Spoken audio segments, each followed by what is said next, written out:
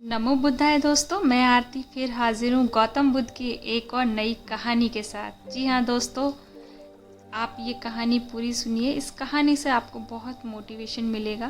तो चलिए चलते हैं कहानी की तरफ। कहानी का नाम है ऐसा सभी के साथ होता है। जी हाँ दोस्तों, कहानी का टॉपिक है ऐसा सभी के साथ होता है। तो चलते हैं कहानी की तरफ। एक दिन सिद्धार्थ ने अपने सारथी छंदक को नगर भ्रमण के लिए चलने को कहा। छंदक ने तुरंत राजकुमार के प्रिय घोड़े कंथक को तैयार किया। उस पर राजकुमार को सवार करार वह नगर भ्रमण के लिए चल पड़ा। राजा सुद्धोधन ने ऐसा प्रबंध कराया था कि राजकुमार को मार्ग में कोई करुणाजनक दृश्य ना दिखाई दे, ताकि उसके मन में विपरीत की भावना उत्पन्न ना हो। जिस मार्ग से उन्हें जाना था उसे स्वच्छ करके सजाया गया था। उस मार्ग पर दोनों ओर सुंदर सुंदर लड़के लड़कियां खड़े थे। जब सिद्धार्थ उनके पास से गुजरते तो वे उन पर फूल बरसाते। कहीं दुख या कष्ट का नाम भी नहीं दिखाई दे रहा था। राजकुमार सिद्धार्थ भी उस समय प्रसन्न दिखाई दे रहे थे। एकाएक उनकी दृष्टि कहीं दूर उठ गई। एक झुकी हुई कमर वाला वृद्ध व्यक्ति उन्हीं की ओर चला आ रहा था। उसका मुंह झुर्रियों से भरा हुआ था, आंखें अंदर को धसी हुई थी, हाथ पैर कांप रहे थे। वह लाठी का सहारा लेकर बड़ी मुश्किल से चल पा रहा था। जरा उधर देखो छंदक, सिद्धार्थ ने उस वृद्ध की ओर संकेत करते हुए कहा। उस आदमी की ओर जिसकी कमर झुकी हुई है, मुझे बताओ कि उसे क्या हो गया है। वह इतना असुंदर क्यों है? वह ठीक से चल क्यों नहीं पा रहा? राजकुमार छंदक ने उत्तर दिया, वह व्यक्ति बूढ़ा हो गया है। उसकी आयु अधिक हो गई है। अधिक आयु हो जाने पर व्यक्ति ऐसे ही हो जाते हैं। तो क्या आयु अधिक हो जाने पर मैं और यशोधरा भी ऐसे हो जाएंगे? सिद्धार्थ ने चिंतित स्वर में पूछा। हम भी बूढ़े हो जाएंगे, हम भी असुंदर हो जाएंगे, हम भी ठीक से नहीं चल पाएंगे। सच सच यही है राजकुमार, छंदक ने उत्तर दिया। ऐसा सभी के साथ होता है। बूढ़ा हो जाने पर मनुष्य की यही दशा होती है। शरीर इसी प्रकार कमजोर और असुंदर हो जाता है। सिद्धार्थ की सारी प्रसन्नता छूमंतर हो गई। उन्होंने छंदक को महल लौट जाने की आज्ञा दी। जब सिद्धार्थ अपने महल पहुँचे तो उन्होंने यशोधरा अपनी प्रतीक्षा करते हुए पाया। उन्हें उदास देखकर यशोधरा ने पूछा, क्या बात है स्वामी, क्या आप थक गए हैं? नहीं यशोधरा, सिद्धार्थ ने एक लंबी सांस लेकर उत्तर दिया, मैं थका नहीं हूँ। बात यह है कि आज मैंने एक ऐसे व्यक्ति को देखा जो बहुत कमज़ोर था। उसका पूरा शरीर कांप रहा था, उसकी आंखें झुकी हुई थी और वह असुंदर हो गया था। छंदक कहता है वह बूढ़ा हो चुका है। बूढ़ा हो जाने पर ऐसा ही होता है। यह देखकर मेरा मन उदास हो गया। इस प्रकार तो मेरी दशा भी आगे चलकर ऐसी ही हो जाएगी। आप व्यर्थ के दुखी हो रहे हैं, यशोधरा ने कहा। छोड़िए इस बात को, आप अपने मनोरंजन कक्ष में जाइए। पिताजी ने आपके मनोरंजन के लिए खास नर्तकी और गायिका को बुलाया है। आप वहाँ जाकर मनोरंजन कीजिए, आपकी सारी उदासी दूर हो जाएगी। यशोधरा की बात मानकर सिद्धार्थ ने मनोरंजन कक्ष में चले गए। वहाँ नर्तकी और गायिका ने अपनी कला का भरपूर प्रदर्शन किया। उन्होंने सिद्धार्थ की उदासी को दूर करने का पूरा प्रयास किया, लेकिन सिद्धार्थ की उदासी दूर न हुई। उनकी आंखों के सामने रह रहकर वही वृद्ध व्यक्ति घूम रहा था जिसे उसने मार्ग में देखा था। वह बार बार यह सोच रहा था कि क्या बूढ़ा होने से बचने का कोई उपाय नहीं है। कुछ दिनों बाद अचानक सिद्धार्थ ने पुनः भ्रमण की इच्छा व्यक्त की। इस बार छंदक ने एक रथ सजाकर ले आया। रथ पर सवार होकर सिद्धार्थ पुनः नगर की ओर भ्रमण की ओर चल पड़े। इस बार छंदक पूरा प्रयास कर रहा था कि राजकुमार को कोई करुणाजनक दृश्य दिखाई ना दे, लेकिन जो होना होता है वह होकर ही रहता है। मार्ग में सिद्धार्थ को एक रोगी व्यक्ति दिखाई दिया। वह रोग के कारण कराह रहा था। सिद्धार्थ ने तत्काल रथ रुकवाया और छंदक से पूछा, इसे क्या हो गया है? यह इस प्रकार कराह क्यों रहा है? राजकुमार छंदक ने उत्तर दिया, इसे रोग ने घेर रखा है। यह रोग के कष्ट को सहन नहीं कर पा रहा, इसी कारण करा रहा है। परंतु इसे रोग ने क्यों घेर लिया? सिद्धार्थ ने आश्चर्य से पूछा। छंदक ने उत्तर दिया, रोग तो बड़े बड़े स्वस्थ व्यक्तियों को भी घेर लेता है, उन्हें भी रुला देता है। इसमें आश्चर्य की कोई बात नहीं है। अपने जीवन काल में कोई न कोई रोग लगभग प्रत्येक व्यक्ति को हो जाता है। ओह, सिद्धार्थ बड़बड़ाए, तो रोग भी मनुष्य को कष्ट पहुंचाते हैं। इनसे भी मनुष्य नहीं बच सकता, मैं भी नहीं बच सकूंगा। जब मुझे कोई रोग हो जाएगा तो मैं भी इसी तरह दर्द से कराहूंगा। छंदक ने रथ को आगे बढ़ाया। थोड़ा आगे चलने पर सिद्धार्थ को एक शव यात्रा जाती दिखाई दी। उन्होंने पुनः छंदक से प्रश्न किया, यह कैसा दृश्य है? 4 व्यक्ति अपने कंधों पर किसी को लेकर जा रहे हैं। इनके पीछे कुछ लोग रोते हुए क्यों जा रहे हैं? राजकुमार छंदक ने उत्तर दिया, यह व्यक्ति मर गया है। यह चारों इसके संबंधी हैं। यह इसके शव को उठाकर शमशान में ले जा रहे हैं। जो पीछे पीछे रोते हुए जा रहे हैं वह इसके कुटुंब के लोग हैं। शमशान में इस मृतक शरीर को जला दिया जाएगा। यह व्यक्ति मर क्यों गया? सिद्धार्थ ने अगला प्रश्न किया। छंदक ने कहा, मृत्यु इस संसार का अटल सत्य है। मृत्यु ने आज तक किसी को नहीं छोड़ा। कोई भी व्यक्ति किसी भी समय मर सकता है। यह सुनकर सिद्धार्थ का दिमाग घूम गया। वह ठंडी सांस लेकर सोचने लगे, क्या इसी को जीवन कहते हैं, जिससे मनुष्य को तरह तरह के रोग घेर लेते हैं, जिसमें कभी मृत्यु का आगमन हो सकता है। मनुष्य जब बूढ़ा हो जाता है तो वह दुर्बल और असहाय हो जाता है। उसके शरीर को जलाकर भस्म कर दिया जाता है। क्या जीवन के इन भयानक दुखों से छुटकारा नहीं मिल सकता? इसका कोई तो उपाय होगा। सिद्धार्थ मन ही मन ऐसा सोच रहे थे कि तभी उन्हें एक सन्यासी दिखाई दिया। उसने भगवा भेष धारण कर रखा था। साधना और तपस्या के कारण उसका मुखमंडल चमक रहा था। उसके होठ मुस्कुरा रहे थे। सिद्धार्थ को वह संसार का सबसे प्रसन्न व्यक्ति दिखाई दिया।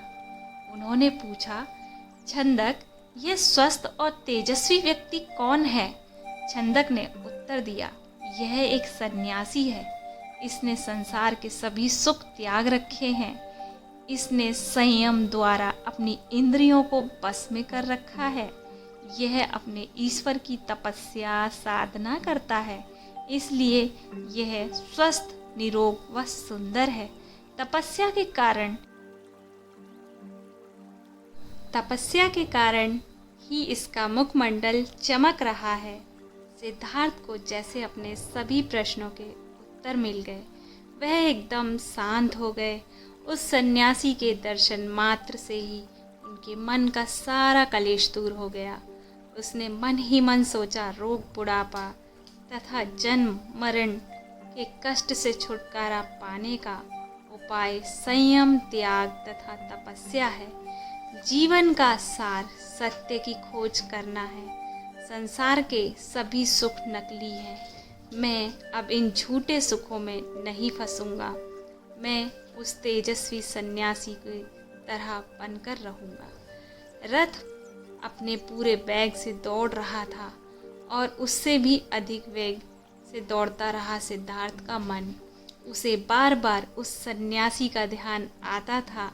उनके मन में विरक्ति की भावना बढ़ती ही जा रही थी। जब सिद्धार्थ राजमहल में लौटे तो उन्हें एक शुभ समाचार मिला। यशोधरा ने स्वस्थ व सुंदर पुत्र को जन्म दिया था। दास दासियों ने सिद्धार्थ को घेर लिया और उन्हें बधाइयाँ देने लगे। उन्हें यह आशा थी कि सिद्धार्थ से उन्हें पुरस्कार मिलेगा, लेकिन सिद्धार्थ पर इस शुभ सूचना का कोई प्रभाव दिखाई न दिया। चारों ओर हर्ष का सागर लहरा रहा था। पूरे राजमहल में बधाइयों के स्वर गूंज रहे थे। वहाँ राजा सिद्धोधन व रानी प्रजावती तो प्रसन्नता से पागल हुए जा रही थी। वे बधाई देने वाले मुँह मांगा पुरस्कार दे रही थी। कपिलवस्तु में नए राजकुमार के जन्म लेने के उपलक्ष्य में नाच गाने व उत्सव होने लगे, लेकिन सिद्धार्थ को उनमें कोई रुचि न थी। वे उदास अपने भवन में घूम रहे थे। उनके मन में संघर्ष चल रहा था। वे किसी भी उत्सव में सम्मिलित नहीं हुए। अपने नवजात पुत्र से भी मिलकर सिद्धार्थ को प्रसन्नता न हुई। उनका मन सब कुछ त्याग कर शांति व सत्य की खोज करना चाहता था। एक रात आषाढ़ की पूर्णिमा का चंद्रमा पृथ्वी पर अपनी शीतल चांदनी बिखेर रहा था। राजभवन से यशोधरा अपने पुत्र को छाती से लिपटाए सुख की नींद सो रही थी। दासियां भी अपना कार्य समाप्त करके गहरी निंदा का आनंद ले रही थी। सिद्धार्थ अपने बिस्तर से एकाएक उठ खड़े हुए और भवन से बाहर चले गए। भवन से बाहर निकलकर वह सहसा ठिठके उनके मन में एक बार यशोधरा व राहुल को देखने की इच्छा उत्पन्न हुई। वह वापस जाने के लिए मुड़े, परंतु जिस प्रकार कोई सर्प अपनी कैंचुली का उतार कर उसकी ओर नहीं देखता, वैसे ही सिद्धार्थ ने भी अपने मोह को एक ही झटके से त्याग दिया। धीरे धीरे चलते हुए सिद्धार्थ वहाँ जा पहुँचे जहाँ उनका सारथी छंदक सो रहा था। सिद्धार्थ ने उसे जगाया। छंदक ने चौंक कर अपनी आंखें खोली। वह निकट बंधे कंथक घोड़े ने भी हिनहिनाना शुरू कर दिया। सिद्धार्थ की ओर देखा। राजकुमार छंदक ने नम्रता से आश्चर्य से कहा, आप और यहाँ, वह भी रात के इस समय? सब कुछ ठीक तो है? छंदक सिद्धार्थ ने आदेश दिया, तुरंत रथ तैयार करो, मैं इसी समय राजभवन से बाहर जाना चाहता हूँ। छंदक ने ध्यानपूर्वक सिद्धार्थ की ओर देखा। वह कुछ पूछना चाहता था, परंतु पूछने का साहस न कर सका। रथ को तैयार करके वह सिद्धार्थ के निकट ले आया। सिद्धार्थ रथ पर सवार हुए। छंदक को नगर से बाहर वन की ओर चलने के लिए कहा। चारों ओर गहरा अंधकार था। वहाँ सन्नाटा छाया हुआ था। जंगली जीव जंतुओं की आवाज़ें कभी कभी सन्नाटे को भंग कर देती थी। वातावरण बहुत डरावना हो जाता। घने जंगल के निकट सिद्धार्थ ने छंदक को रथ रोकने का आदेश दिया। रथ रुकते ही सिद्धार्थ ने नीचे उतर आए। सामने ही यमुना नदी अपने पूरे वेग से बह रही थी। उसी समय अनुप्रिय नामक स्थान के निकट खड़े थे सिद्धार्थ ने अपनी राजसी वेशभूषा उतार दी। साथ ही उन्होंने एक एक करके अपने आभूषण भी उतार दिए। अपने वस्त्र व आभूषण उन्होंने छंदक को दे दिए तथा लौट जाने का आदेश दिया। छंदक सिद्धार्थ के पैरों में गिरकर फूट फूट कर रोने लगा। वह हाथ जोड़कर कहने लगा, यह आप क्या कर रहे हैं राजकुमार? आपके माताजी पिताजी को आपके सन्यासी बन जाने की बात का पता चलेगा तो उन पर दुखों का पहाड़ टूट पड़ेगा। रानी यशोधरा पर क्या बीतेगी? आप अपना निर्णय बदल लीजिए, मेरे साथ राजमहल लौट चलिए। नहीं छंदक, सिद्धार्थ ने सुंदर व सुगंधित बालों को काट कर कहा, मैं अब नहीं लौटूंगा। मैंने सोच विचार करके ही ये निर्णय लिया है। मैं सत्य व ज्ञान का मार्ग खोजना चाहता हूँ जिससे मानव शांति पा सके। तुम आंसू पोंछ लो और राजभवन लौट जाओ। छंदक को सिद्धार्थ की आज्ञा का पालन करना पड़ा। उसने सिद्धार्थ के चरण स्पर्श किए, उनके कीमती वस्त्रों व आभूषणों को रथ में रखा और कपिल वस्तु की ओर चल पड़ा। जिस समय छंदक राजभवन में लौटा, सुबह का प्रकाश चारों ओर फैल चुका था। राजा शुद्धोधन बाग में भ्रमण कर रहे थे। जब उन्होंने सिद्धार्थ का खाली रथ देखा तो उनके माथे पर बल पड़ गए। उन्होंने क्रोध से छंदकी की ओर देखा और पूछा, तुम बिना बताए सिद्धार्थ को कहाँ ले गए थे? वह इस समय कहाँ है? छंदक ने रोते हुए कहा। वह पूरी बात बता दी। फिर रथ से सिद्धार्थ के कीमती वस्त्र व आभूषण लाकर उन्हें सौंप दिए। शुद्धोधन उन वस्त्र आभूषणों को छाती से लगाकर फूट फूट कर रोने लगे। उन्होंने कहा, विद्वान पंडितों व ज्योतिषियों की भविष्यवाणी आज सच हो गई। मेरा बेटा संसार के सभी सुखों को ठुकरा कर सन्यासी बनने चला गया। रानी प्रजावती को जब इस बात की सूचना मिली तो वह पछाड़ खाकर गिर गई। जब यशोधरा को पता चला तो वह भी इस बात को सहन न कर सकी। वह विलाप करने लगी, हे स्वामी, तुम बिना कहे ही घर छोड़ चले गए। मुझसे कम से कम एक बार मिल तो लेते। क्या मैं इस योग्य भी नहीं? गए मुझसे कम से कम एक बार मिल तो लेते। क्या मैं इस योग्य भी नहीं थी? क्या तुम्हें अपने छोटे से पुत्र का भी धन नहीं आया? कम से कम उससे तो मिलकर जाते। इसके बाद यशोधरा ने भी राजसी वेशभूषा उतार फेंकी। केवल सुहाग चिन्ह को छोड़कर उसने सभी आभूषणों का त्याग कर दिया। वह साधारण भोजन करती तथा पृथ्वी पर सोती। उसकी यह दशा देखकर प्रजावती बहुत दुखी होती। वह यशोधरा को छाती से लगाकर रो पड़ती और अपने स्वास्थ्य का ध्यान रखने के लिए कहती, यह तेरे खेलने खाने की आयु है बहू। वह यशोधरा से कहती, परंतु तूने तो सिद्धार्थ की तरह ही संसार के सभी सुख छोड़ दिए। क्या यह ठीक है? इस तरह रहने से क्या तुम बीमार नहीं पड़ जाओगी? तब राहुल की देखभाल कौन करेगा? माताजी यशोधरा उत्तर देती हैं, मेरे पति अब सन्यासी बन चुके हैं। वे पृथ्वी पर शयन करेंगे तथा जंगली फलों का भोजन करेंगे। ऐसे में भला राजभवन में सुख के साथ कैसे रह सकती हूँ? आप कृपया दुखी ना हो। राहुल में इसके पिताजी की छवि को देखें, इससे आपको शांति मिलेगी। प्रजावती राहुल को छाती से लिपटाकर रो पड़ी। सिद्धार्थ के चले जाने के बाद कपिल वस्तु का हर व्यक्ति उदास हो गया। राजमहल में तो दुख का साम्राज्य ही स्थापित हो गया। ऐसे में केवल उन्हें राहुल की लिकारियाँ ही राजमहल में गूंजती थी, सबका मन बहलाती थी। तो दोस्तों, आगे और सुनना चाहते हैं तो इसके लिए कमेंट करें और